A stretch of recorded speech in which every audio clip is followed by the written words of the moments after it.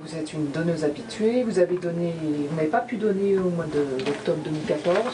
Anne-Marie Tully n'est pas seulement une habituée des lieux, elle donne son sang depuis l'âge de 20 ans. Un geste qu'elle accomplit depuis bientôt 50 ans, 3 à 4 fois par an. C'est dire si l'on peut donner son sang une grande partie de sa vie. Mes parents le faisaient, je l'ai fait et je continue à le faire jusqu'à ce que je puisse.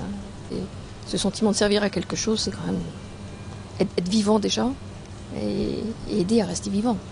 Ici, au centre de transfusion sanguine, on peut donner donc son sang, mais également ses plaquettes ou son plasma.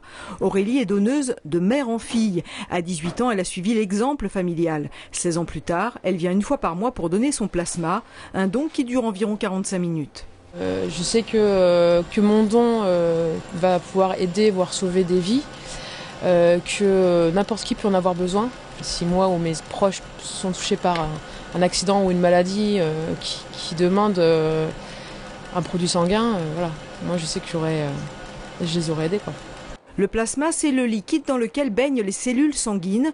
Le prélèvement se fait par centrifugation. Il y a deux utilisations possibles du plasma. Soit on fait des transfusions de plasma, en général chez des patients qui ont des chocs hémorragiques importants, ou bien des patients qui ont des maladies auto-immunes et qui ont besoin de faire des échanges plasmatiques. Le plasma peut être utilisé également pour faire des médicaments dérivés du plasma. Le plasma contient beaucoup de protéines. Ces protéines ont des propriétés spécifiques, l'albumine par exemple, les facteurs de la coagulation ou les immunoglobulines. Donc l'albumine peut être utilisée chez les gens qui ont des pertes importantes d'albumine, les grands brûlés en particulier. Damien, lui, donne ses plaquettes. C'est aussi un constituant de cellules sanguines. Le don dure 1h30 et pour cet aide-soignant yvelinois qui travaille dans un service de chirurgie cardiaque, c'est un don essentiel.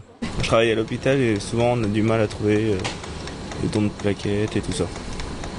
Je travaille en chaire cardiaque et c'est compliqué parfois. Donc les patients essentiellement qui sont atteints de maladies hématologiques chroniques, type des leucémies par exemple, ou bien des patients qui ont des cancers et qui reçoivent des chimiothérapies, eh bien leur taux de plaquettes peut être amené à baisser. Donc il faut surveiller de très près ce taux.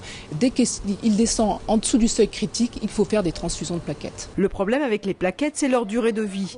Les cellules doivent être transfusées 5 jours après le don.